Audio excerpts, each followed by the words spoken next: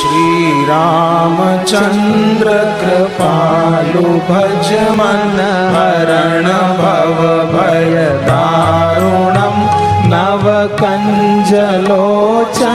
कञ्जमुखकर कञ्जपद कञ्जारुणम् कन्दर्प अगणित अमित छवि नवनील नीरज सुन्दरम् पटपीतमानं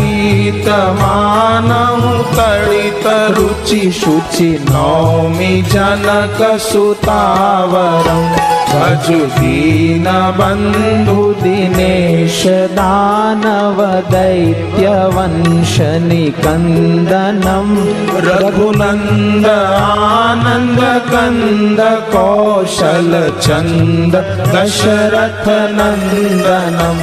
शिर मुकुट कुण्डल तिलक चारुदार अंग विभूषणम्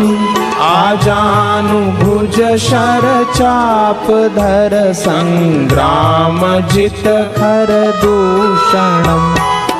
वदति तुलसीदास शंकर शेष मुनि मनरंजनम् मम हृदय कंज निवास कुरु कामादि खल दल गंजनम् मन चाहि राचेउ मिलहि सोबर सहज सुंदर सावरो करुणा निधान सुजान शील स्नेहु जानत रावरो